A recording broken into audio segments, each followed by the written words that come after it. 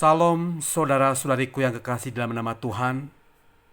Pada kesempatan ini saya diberi tugas oleh Bapak Gembala Pak Modi untuk membawa renungan di ibadah minggu kedua. Saya berdoa sama Tuhan apa yang saya sampaikan dan Tuhan berbicara.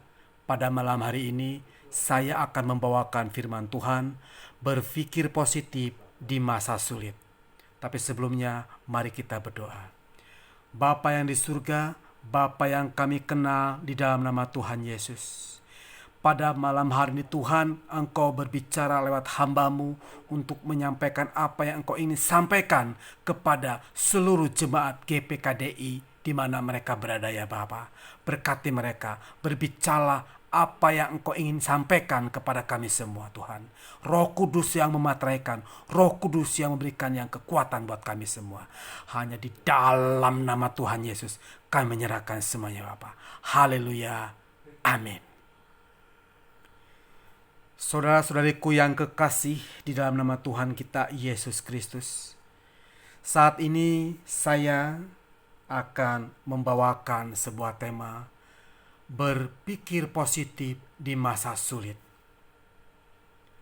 Bagaimana kesan dan perasaan saudara setelah 2 atau 3 bulan ini kita sedang dihadapkan dalam perjuangan melawan keadaan seperti sekarang ini? Adakah hal-hal penting dalam kehidupan saudara dan saya yang perlu dievaluasi secara pribadi dalam rangka pertumbuhan iman Anda dan saya? Kiranya renungan firman Tuhan dan sekilas paparan yang sederhana yang akan saya sampaikan kepada jemaat kami di minggu kedua di bulan ini akan menjadi berkat bagi kita semua. Haleluya. Pada renungan kali ini saya coba membahas tentang keadaan sekarang ini. Berpikir positif di saat masa sulit. Dengan memusatkan perhatian pada nas Alkitab dalam perjanjian lama, yaitu di dalam Bilangan 13 ayat 1-3 yang berbunyi, Ke-12 pengintai, tema yang di atas. Tuhan berfirman kepada Musa, suruhlah beberapa orang mengintai tanah Kanaan yang akan kuberikan kepada orang Israel. Dari setiap suku, nenek moyang mereka haruslah kau suruh seorang, semuanya pemimpin-pemimpin di antara mereka. Lalu Musa menyuruh mereka dari padang gurun Paran sesuai dengan titah Tuhan. Semua orang Israel itu adalah kepala-kepala di antara orang Israel. Tentu Bapak, Ibu, saudara-saudariku yang kekasih sudah tidak asing lagi dengan nas firman Tuhan ini, bukan?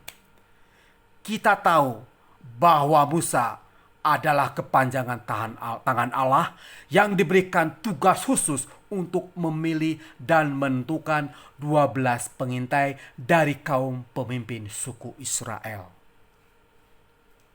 Tugas dari ke-12 pengintai dari 12 suku itu adalah mengintai serta mengamat-amati negeri Kanaan melalui pegunungan di daerah tanah Negeb dan sekitarnya. Tanah Kanaan merupakan tanah yang dijanjikan Tuhan untuk menjadi milik pusaka Israel di masa yang akan datang. Perlu dicatat di sini bahwa ada 3 hal yang diamanatkan oleh Musa yang harus dikerjakan oleh para pengintai itu dengan seksama, yaitu sebagai berikut.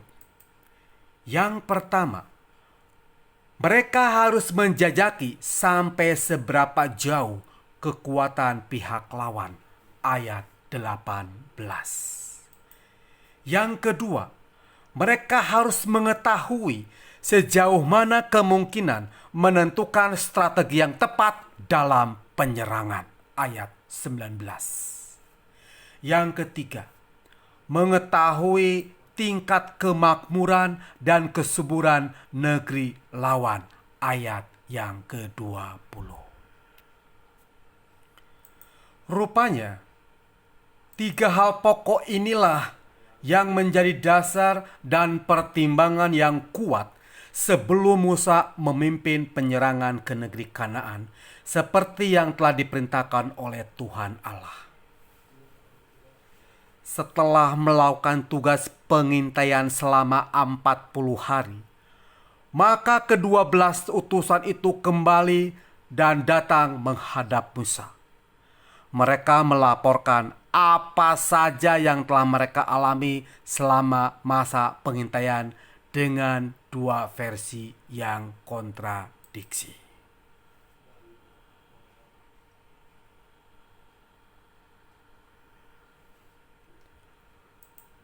Tahun 2020 belum lama ini berjalan, dunia dikejutkan dengan beredarnya virus yang bernama virus corona. Keadaan ini sungguh memprihatinkan dan mencemaskan. Wabah corona telah menjadi ancaman serius yang segera harus diantisipasi oleh banyak negara. Perlu dicatat di sini bahwa ada 3 hal yang diamanatkan oleh Musa yang harus dikerjakan oleh para pengintai itu dengan seksama, yaitu seperti yang saya sampaikan tadi. Pertama, menjelajahi sampai seberapa jauh kekuatan pihak lawan. Apa artinya? Artinya adalah menjajaki sampai seberapa besar iman kita berharap kepada Tuhan atau Allah sendiri. Yang kedua, mengetahui sejauh mana kemungkinan menentukan strategi yang tepat dalam penyerangan. Itu ayat 19. Apa artinya?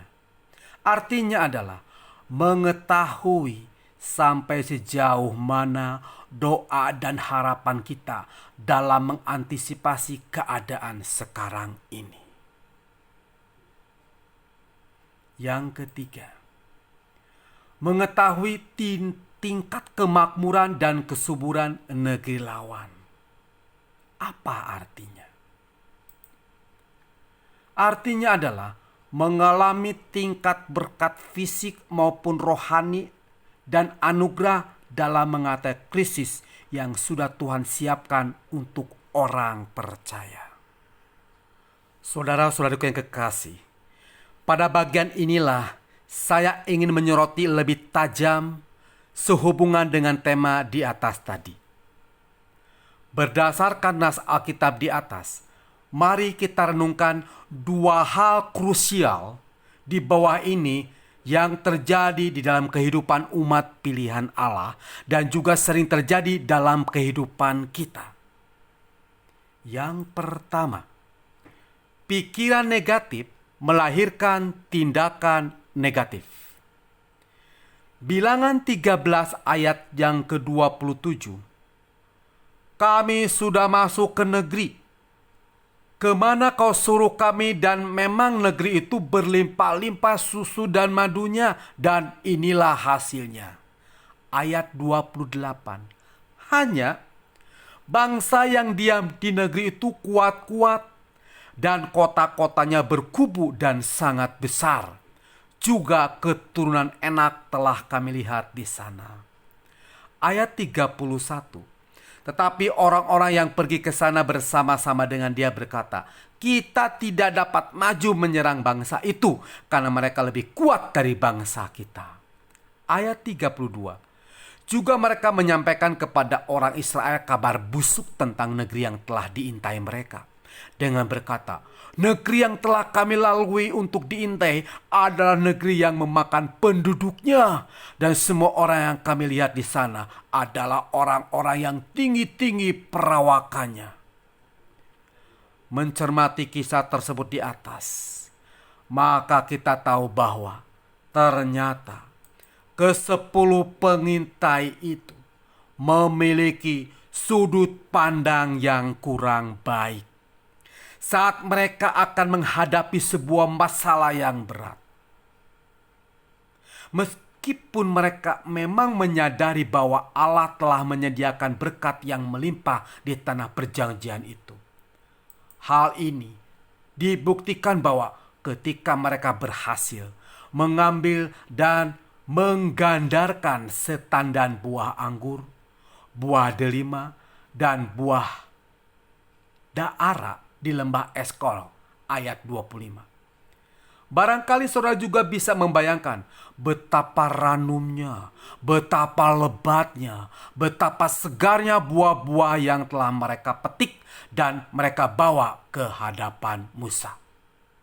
Di samping itu, para pengintai itu juga masih membawa pulang hasil ternak dari negeri Kanaan yang melimpah-limpah, yang berupa susu dan madu, ayat 27.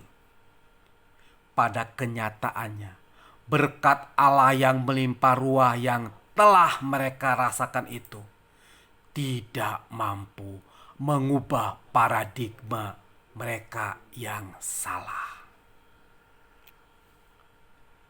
Bilangan 13 ayat 28 berbunyi, hanya bangsa yang diam di negeri itu kuat-kuat dan kotaknya berkubu-kubu dan sebagainya. Karena kata hanya, mereka menjadi tidak siap menghadapi tantangan. Mereka menganggap bahwa lawan yang mereka hadapi itu jauh lebih besar, jauh lebih kuat, jauh lebih hebat. Apabila nanti mereka saling berhadapan dalam peperangan, pasti bangsa Israel akan kalah. Mereka sangat takut, kecut, dan tawar hati. Belum lagi, mereka juga menambahkan sebuah berita yang busuk, yang tidak masuk akal, yang sebenarnya hal itu tidak boleh mereka lakukan, ada di dalam ayat 32. Berita yang tersebar itu tentu membuat orang Israel, umat Israel sangat ketakutan. Kesepuluh pengintai itu juga mengambil kesimpulan sendiri bahwa bangsa Kanaan itu tubuhnya kuat dan besar, berasal dari bangsa Enak, mungkin seperti atau kumpulan orang-orang raksasa yang suka makan daging manusia. Wow, ini berita yang sangat mengerikan. Selanjutnya, kesimpulan ini disebarkan kepada seluruh umat Israel. Wow, kita dapat membayangkan bagaimana respon umat Israel saat itu mendengar berita busuk seperti itu. Apa akibatnya yang mereka dapatkan? Tentu umat Israel semakin gusar dan semakin tidak tenang.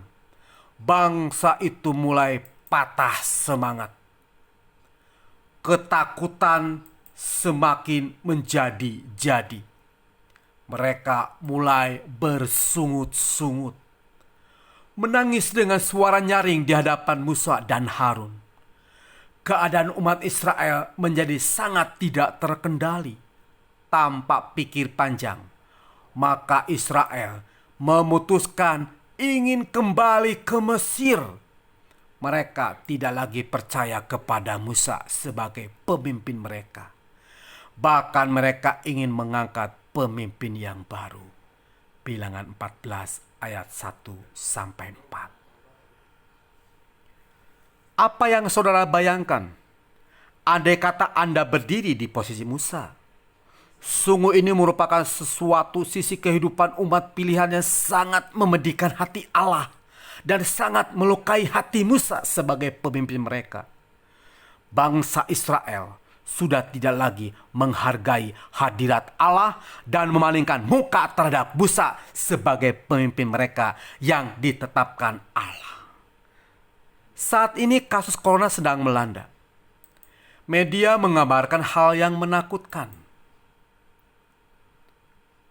Saudara-saudara ketahui, kematian demi kematian terus berjatuhan. Harga masker jadi mahal dan langka.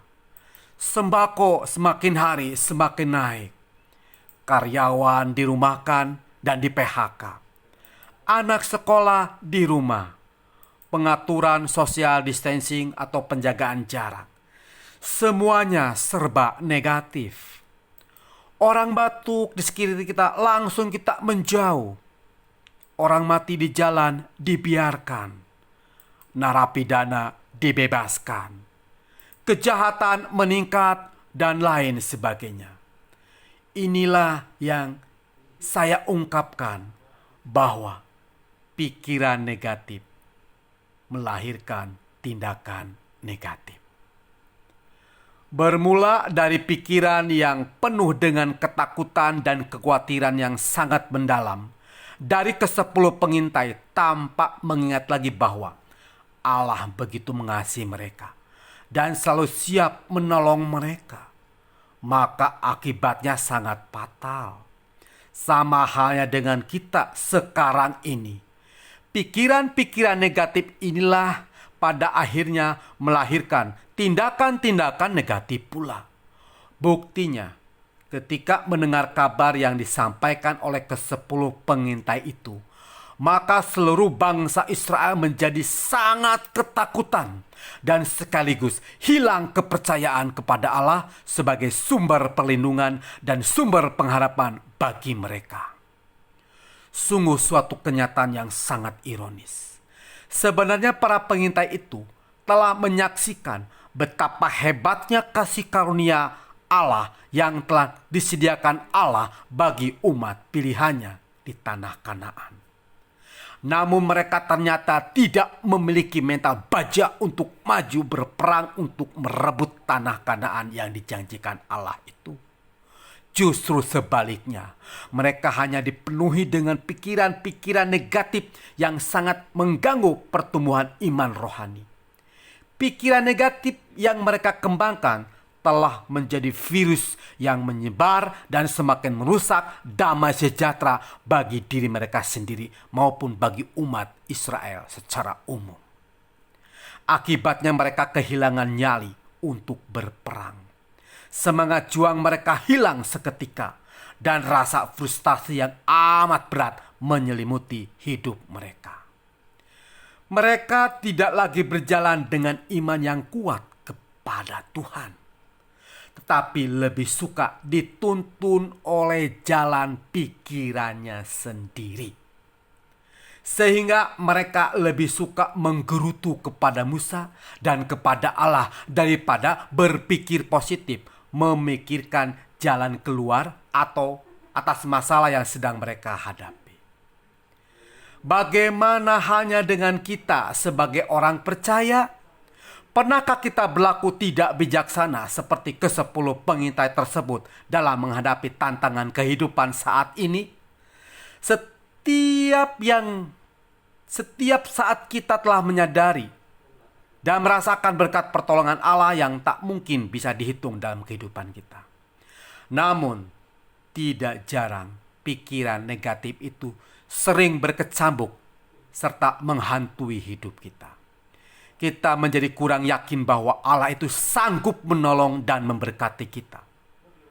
Bukankah bukti pertolongannya selalu ada di depan mata kita? Ingat bahwa keraguan-raguan serta kekhawatiran dalam hidup kita sering mempengaruhi orang-orang di sekitar kita. Janganlah kita menyebarkan virus yang sangat membahayakan bagi sekeliling kita. Bukankah semestinya yang kita tebarkan ke dalam dunia ini adalah kasih Allah yang luar biasa itu? Bukankah selayaknya kita menaburkan sinar kemuliaan Kristus bagi jiwa-jiwa yang sedang haus akan kebenaran Allah. Seharusnya lah kita menjadi garam dan terang bagi dunia ini seperti yang Tuhan Yesus kehendaki. Seperti halnya saat ini, ada begitu banyak informasi negatif, informasi yang negatif yang sedang terjadi di negeri ini. Banyak kata-kata sugesti negatif.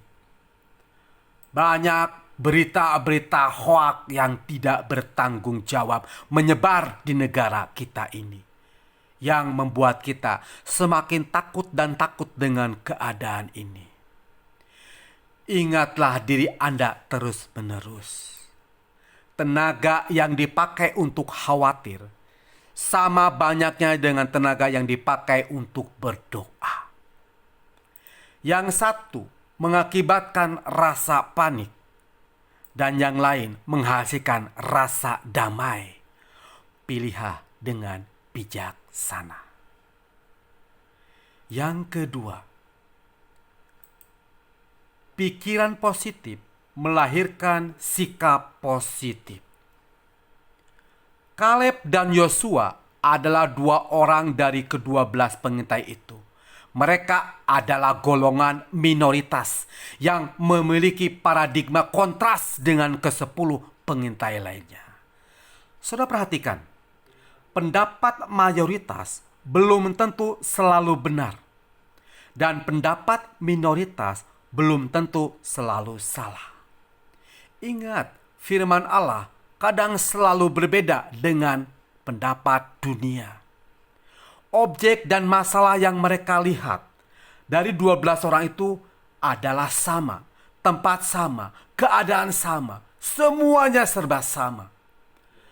Namun demikian, cara pandang mereka yang sangat berbeda.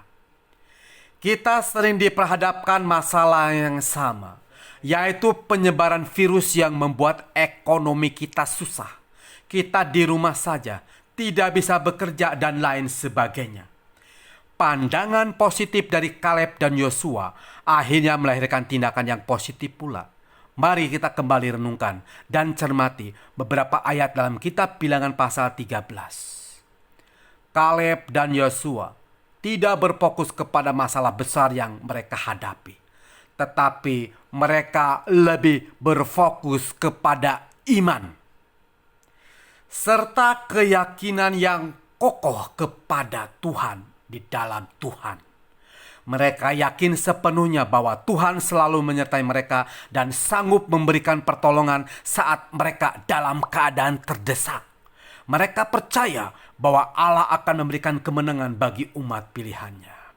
Di tengah-tengah situasi yang panas dan sangat kacau yang dihadapkan Musa dan Harun saat itu, namun emosi Kaleb dan Yosua tidak terpancing. Sikap dan perkataan mereka penuh dengan kesejukan dan kedamaian.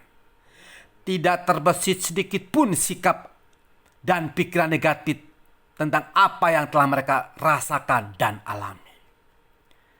Saudara-saudariku yang kekasih di dalam nama Tuhan Yesus, memang tidak mudah untuk bersikap seperti Kaleb dan Yosua di tengah-tengah kelompok mayoritas yang memiliki paradigma dan pandangan yang berseberangan dengan kita, karena resikonya sangat tinggi dan besar.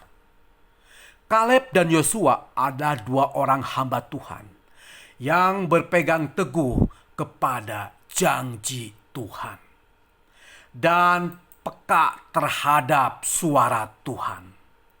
Mereka tidak berpikir soal kenyamanan dan keamanan bagi diri sendiri, namun yang berkembang dalam hati dan pikiran mereka adalah hal-hal yang baik yang berkenan kepada Tuhan. Hal-hal inilah yang mulia, yang membangun, yang indah, yang berkenan di hadapan Allah. Haleluya Yesus. Paradigma positif dari Yosua dan Kaleb ini akhirnya melahirkan tindakan positif dalam kehidupan mereka. Buktinya dengan gagah perkasa mereka maju berperang melawan bangsa Kanaan di bawah kepemimpinan Musa. Lihatlah, Tuhan memperhitungkan apa yang dilakukan oleh Yosua dan Kaleb. Mereka memperoleh anugerahnya. Luar biasa. Dari Allah dan tidak termasuk umat yang dimurkai Allah, tetapi diizinkan Tuhan masuk ke negeri Kanaan. Saudara-saudariku yang kekasih dalam nama Tuhan, tentu kita ingin menjalani kehidupan seperti Yosua dan Kaleb, bukan? Mari kita belajar untuk memperbaharui pola pikir kita dan pandangan kita, serta sikap hidup kita yang negatif berubah kepada hal yang positif. Kadang kita kurang bijaksana dalam meresponi segala problem yang terjadi dalam kehidupan ini. Mungkin selama ini kita telah berusaha, tetapi selalu gagal, dan gagal lagi. Jangan pernah menyerah. Sebelum saya mengakhiri renungan firman Tuhan pada malam hari ini, saya akan tutup dengan sebuah ilustrasi. Mari kita dengarkan. Suatu hari ada 2 orang kafilah melakukan perjalanan yang sangat panjang di padang gurun yang sangat panas. Namun malang nasib mereka, karena air minum yang mereka bawa telah habis. Mereka sangat kehausan. Kemudian lewatlah seorang kafilah lain yang sangat baik hati. Lalu mereka memberikan air minum dengan cara menuangkan ke dalam 2 gelas untuk masing-masing kafilah yang sedang kehausan itu. Ketika mereka minum, maka salah satu di antara mereka mengatakan, "Waduh, kenapa kafilah itu memberiku air hanya setengah gelas saja? Mana mungkin cukup untuk melegakan dahagaku?" Sesudah bilang begitu, lalu ia minum dalam gelas tersebut dan ia masih tetap kehausan. Ia pun lupa untuk mengucapkan terima kasih kepada sang pemberi karena merasa kecewa dan tidak puas. Sedangkan kafilah yang lain mengatakan, "Terima kasih Tuhan. Anda adalah malaikat yang diutus Tuhan untuk menyelamatkan kami. Kami hampir mati kehausan di padang gurun yang sangat panas ini. Namun dengan setengah gelas air ini telah cukup untuk melegakan dahagaku." Lalu ia minum air itu. Ia merasa bahwa air minum itu sangat berarti bagi hidupnya. 2 kafilah itu sama-sama menerima air minum dalam ukuran yang sama, yaitu setengah gelas. Namun cara mereka meresponinya sangat berbeda. Kafilah pertama meresponnya dengan pikiran dan penilaian negatif, sehingga menghasilkan tindakan-tindakan yang negatif pula. Sedangkan kafilah yang kedua mengembangkan dengan pikiran dan penilaian yang sikap positif, sehingga melahirkan tindakan positif pula. Inilah yang perlu dimiliki oleh setiap orang yang percaya. Sekali lagi, buatlah komitmen pribadi, berpikir hal-hal positif, sehingga kita akan bertindak dalam positif. Dan selalu berpikir positif mulai sekarang, agar hidup saudara dan saya semakin berharga di mata Tuhan. Haleluya. Tuhan Yesus memberkati kita semua. Terima kasih Bapa yang di surga. Kami sudah berdoa dan mengucap syukur. Kami menyerahkan sembilan nama Engkau Bapa. Di dalam nama Tuhan Yesus. Haleluya. Amin.